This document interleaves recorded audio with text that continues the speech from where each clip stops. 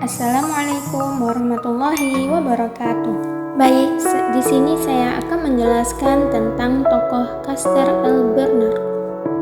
Beliau lahir pada tanggal 7 November 1886 di Malden. Dia kehilangan ibunya ketika dia berusia 5 tahun dan ayahnya adalah seorang mekanik dan mendorong Bernard untuk belajar. Setelah menyelesaikan sekolah dasar, ia belajar menyetel piano. Bernard menggunakan penghasilan dari penyetelan piano untuk mendanai biaya sekolah persiapan mau Hermon dan akhirnya menerima beasiswa ke Universitas Harvard. Selama studi di Harvard, ia terus bekerja. Ia memperoleh diploma di bidang ekonomi di sana.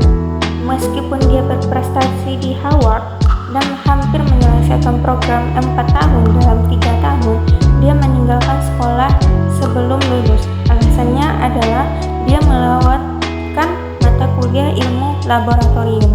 Pada tahun 1909, Castor Bernard meninggalkan Harvard dan mulai bekerja di American Telephone and Telegraph Company di Boston sebagai ahli statistik pada usia 23 tahun. Dia bekerja di sana selama 39 tahun. Dari posisi ini, ia mampu menaiki tangga hingga posisi Wakil Presiden Bell Telephone Company of Pennsylvania pada tahun 1926 dan Presiden New Jersey Bell Telephone Company pada tahun 1927. Bernard seorang manajer Amerika, administrator publik, dan penulis berbagai judul dalam teori manajemen dan studi organisasi.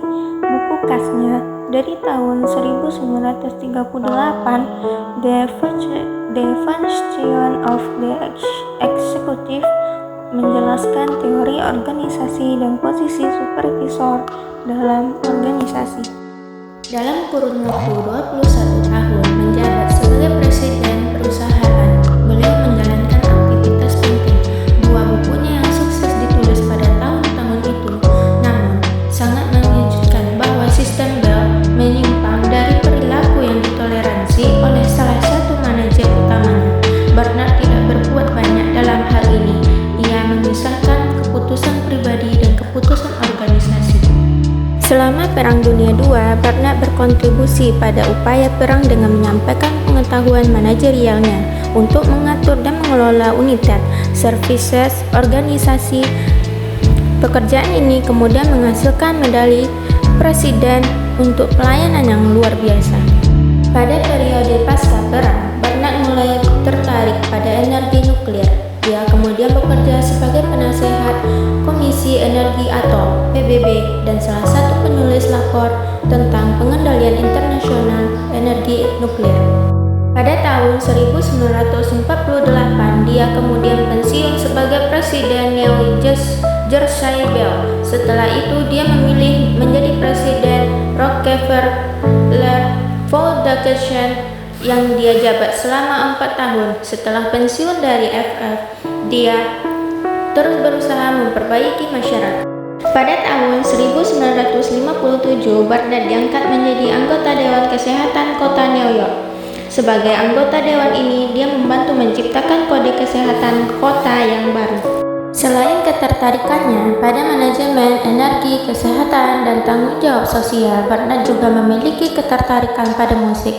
Semangat ini membawanya untuk menemukan Beth Society of New Jersey. Dia juga mendukung teater seni New York. Bernard membawa teori organisasi dengan 3 poin yang sangat penting. Pertama, merumuskan tujuan dalam organisasi.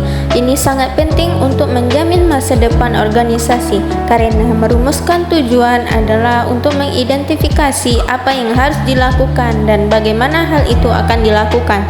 Kedua, sistem kerjasama di mana semua yang ada di dalamnya menyadari adanya tujuan dan sasaran yang terkait sehingga akan diketahui mana yang bermanfaat dan yang tidak, sehingga adanya motivasi terus-menerus untuk memajukan organisasi. Dan ketiga, komunikasi. Melalui komunikasi, seorang eksekutif dapat memecahkan masalah yang mungkin timbul cepat dan mungkin yang sangat spektif. Langkah-langkah teorinya pada buku The Function of the Executive sebagai berikut, bahwa sistem kerjasama dalam organisasi adalah bagian dari sistem sosial sehingga saling terkait. Organisasi memiliki tujuan moral untuk melegitimasi tujuan individu-individu.